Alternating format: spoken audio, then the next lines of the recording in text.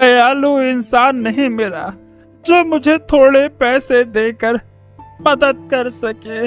ओह, लगता है कोई आ रहा है। हाँ हाँ, मैं उससे बात करता हूँ।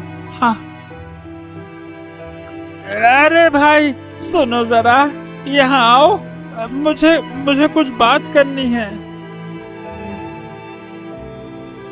अरे आप कौन है काका?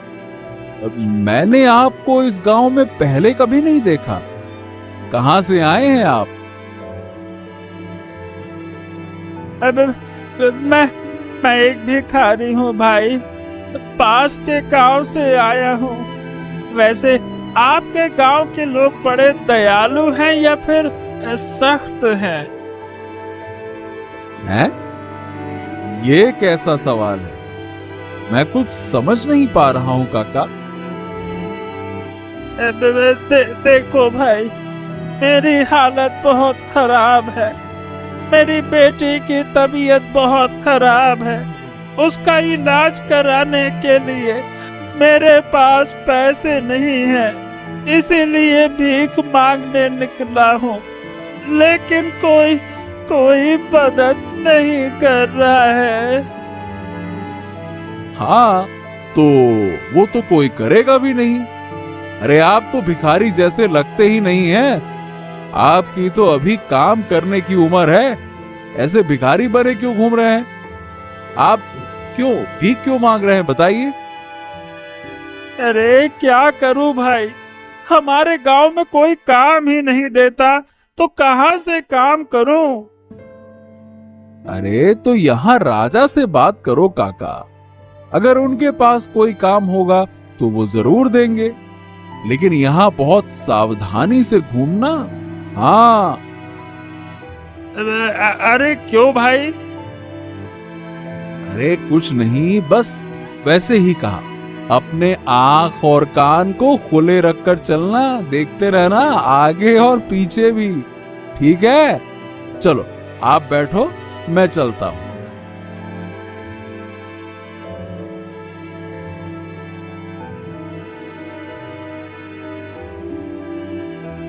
अरे गिन्नी, बंद करो, सब बंद कर दो। ये खाना वाना बनाना फौरन बंद करो और खर्चा मत बढ़ाओ मेरा, बस बंद। क्यों? अब क्या हो गया? तुम ऐसे भागते हुए क्यों आए? अरे वजह ये है गिन्नी कि महाराज आज राज्य भ्रमण पर जाएंगे ही नहीं, इसीलिए तो मैं तुम्हें मना करने के लिए भागा भागा आया हूँ। क्यों? आज ही तो भ्रमण पर जाने की बात थी। अरे बात तो हुई थी, लेकिन ये महारानी जो है ना, उन्होंने बीच में रोका लगा दिया, सब रुक गया। हमारी महारानी का यही स्वभाव है, कोई काम शुरू होते ही वो बीच में अड़चन डाल ही देती हैं। उनके दिमाग में क्या चलता है समझ नहीं आता। अब सुनो, जब महारानी ने मना किया है तो जरूर कुछ ना कुछ अनहोनी होने वाली होगी। चलो आज का दिन छोड़ देते हैं। अब महारानी का काम ही है बीच में अड़ंगा लगाना। अब कल सब कुछ कर लेना, ठीक है ना? आज रहने दो। मैं सोच रही हूँ महारानी से जाकर बात करूं। क्या वो हमारी तरह गरीब लोगों का ख्याल रखती भी हैं या नहीं? अरे ये तुम क्या बात कर रही हो गिन्नी, वो ऐसी इंसान नहीं है। हाँ फिर भी जब तुम इतना कह ही रही हो तो एक काम करो, एक दिन ना सुबह सुबह फूल लेकर उनसे बात कर ही आओ। तुम्हें अपने आप समझ में आ जाएगा कि वो कैसी महारानी है। हाँ, यही करना पड़ेगा। तुम अब महल जाओ, मैं सब्जियां फिर से समेट देती हूँ। हाँ देखा, मैं सही समय पर आ गया, है ना? नहीं तो सब बर्बाद हो जाता।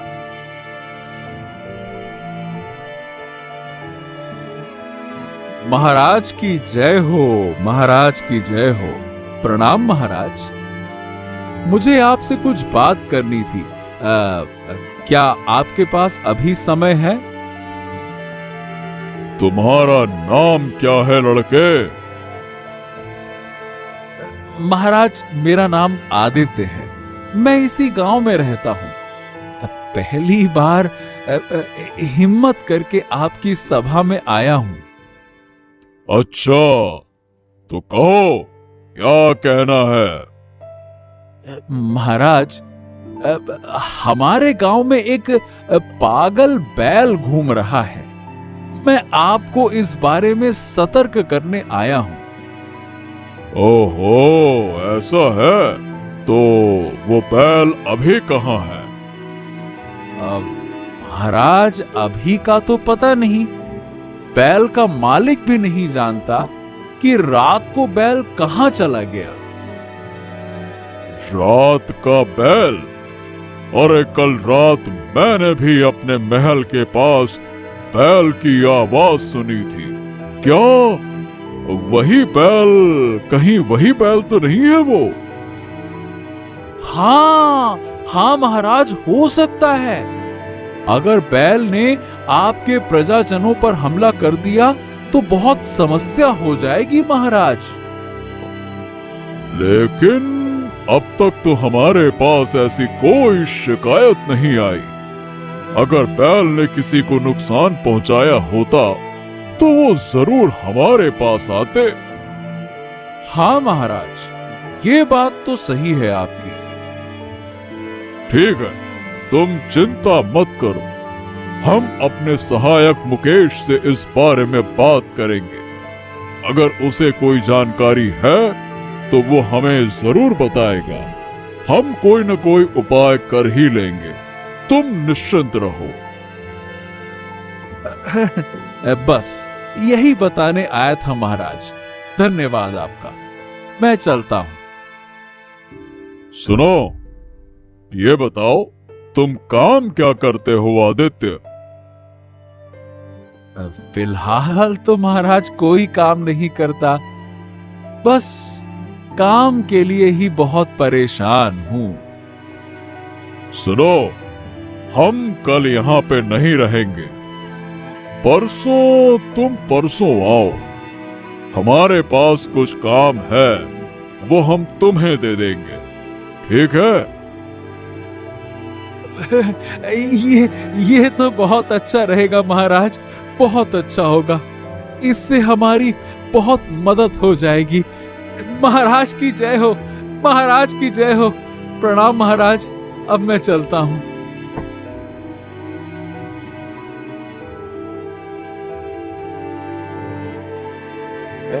गिन्नी, वो देखो, वो महारानी वहीं खड़ी है। तुम उनके पास जाओ, मैं महाराज के पास जाता हूँ। ठीक है ना?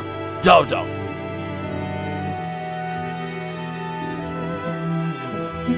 प्रणाम लीजिए महारानी। कैसी हैं आप? आपका स्वास्थ्य कैसा है? मैं ठीक हूँ, लेकिन तुम्हें तो पहचान नहीं पाई। तुम कौन हो? कहाँ से हो? रानी माँ, मैं महाराज के सहायक, उनकी पत्नी। ओह, तो तुम मुकेश की पत्नी हो। तुम तो यहाँ आती ही नहीं हो।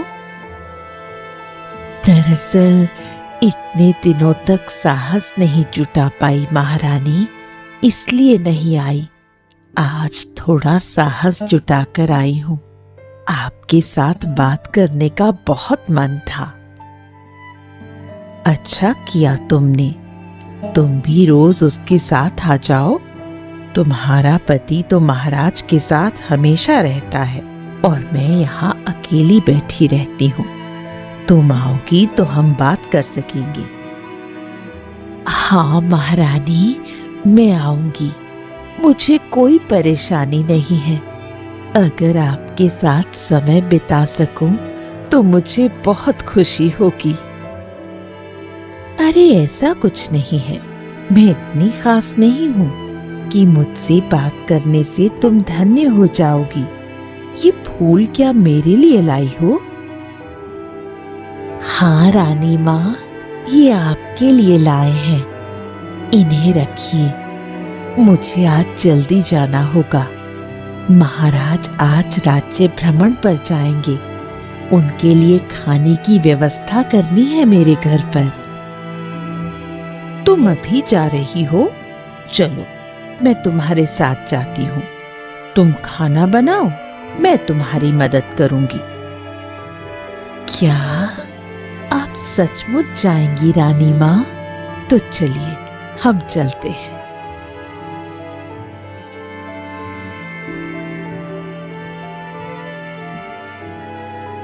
अरे विनय काका, अरे विनय काका, अरे बाहर आओ, तुमसे बात करनी है, आ जाओ। अरे क्या बात है आदित्य, तुम रोज रोज मेरे घर में एक चक्कर लगाते ही लगाते हो। क्या हो गया है, बताओ। अरे मैंने महाराज से बात की है। उन्होंने कहा है कि जितनी जल्दी हो सके तुम्हारे पागल बैल को ढूंढो ढूंढो, नहीं तो तुम्हें फांसी दे देंगे। यही बताने के लिए आया था। क्या कह रहे हो आदित्य? क्या फांसी दे देंगे? क्या ये सच है? हाँ, और अगर तुम्हें मेरी बात झूठ लगती है ना, तो एक काम करो, निश्चिंत होकर घर पे बैठो और मजे करो। सुनो काका, मैं तुम्हारी भलाई के लिए ही कह रहा हूं। हाँ, मैं तुम्हारे साथ हूं। चलो हम दोनों चलकर बैल को ढूंढ लेते हैं। आगे ये बताओ कि अगर किसी के साथ कुछ गलत हो जाता है तो कौन जिम्मेवार होगा? बताओ, तुम्हारा बैल है तो जिम्मेदारी किसकी बनेगी? हाँ, समझ गया। फिर मुझे ही इसका जिम्मा उठाना होगा। तुम सही कह रहे हो आदित्य। चलो भाई, हम दोनों मिलकर बैल को ढूंढते हैं। ठीक है, चलो, अभी सुबह है, इधर उधर ढूंढने का समय मिलेगा, कोई परेशानी नहीं होगी। चलो ढूंढते हैं चलकर। हाँ, चलो भाई, चलो। अब और देर नहीं करते हैं, पता नहीं फांसी ना हो जाए कहीं। चलो।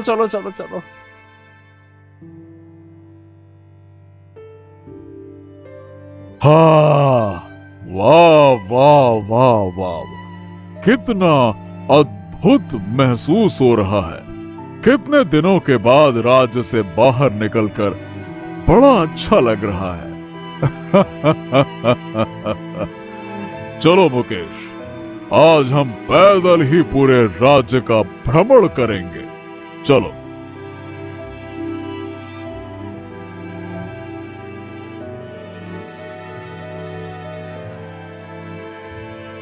ओहो, ये तो मोहर गिर गई जैसी लगती है।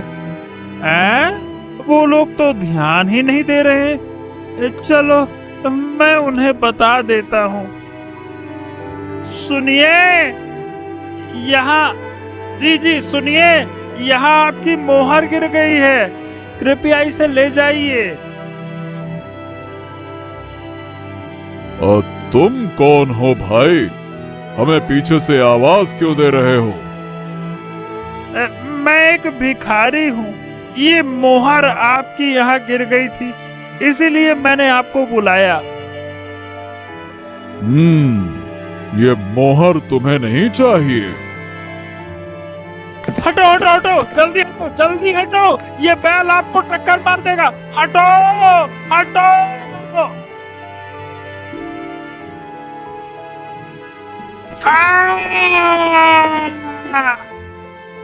अरे बाबा रे, अरे बाबा रे,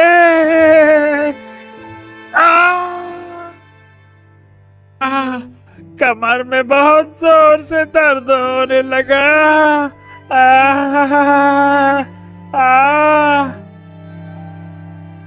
हाँ, ये क्या था? मुकेश, देखो देखो देखो, उसे क्या हो गया? अरे उसने हमें खतरे से बचा लिया। ये था कौन? महाराज, महाराज इसे बहुत चोट लगी है। हमें इसे हमारे घर ले चलना चाहिए। यहाँ से हमारा घर ज्यादा दूर नहीं है। चलिए महाराज।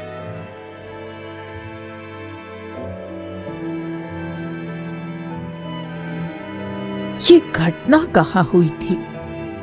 अरे और क्या बताऊं, हम रास्ते पर जा रहे थे, अचानक से एक बैल हमारी ओर दौड़ कर आ गया। अगर ये नहीं होता तो शायद हमारा कुछ बुरा ही हो जाता। इसने हमारी जान बचा ली। लेकिन भाई, तुम्हारा घर कहाँ है? तुम कहाँ रहते हो? लेकिन भाई, तुम्हारा घर कहाँ है? तुम कहाँ रहते हो? मेरा घर, मेरा घर पास के गांव में है। कुछ समय पहले मेरी बेटी के साथ भी ऐसा ही हादसा हुआ था। वो भी घर में गिर पड़ी है। उसके इलाज के लिए मैं यहाँ भीख मांगने आया था। कोई काम नहीं मिला तो अब। तुम चिंता मत करो, तुमने हमारे राज्य के महाराज को बचाया है। अब तुम्हारी बेटी का ध्यान हम रखेंगे। तुम हमें अपना पता दो, हम खुद जाकर तुम्हारी बेटी को राजमहल लेकर आएंगे। रानी माँ, राजमहल में आकर वो क्या करेगी? राजमहल में आकर मैं अपने हाथों से उसकी सेवा करूंगी और उसे ठीक कर दूंगी। तुम सही कह रही हो रानी माँ। वो भिखारी भले ही भिखारी हो, लेकिन एक ईमानदार भिखारी है। वो गिरा हुआ मोहर उठाकर लेकर जा सकता था, लेकिन उसने नहीं किया ऐसा। उसकी ईमानदारी को देखकर हमें बहुत अच्छा लगा। तुम्हें कोई चिंता करने की जरूरत नहीं है। अब हम तुम्हारे साथ हैं।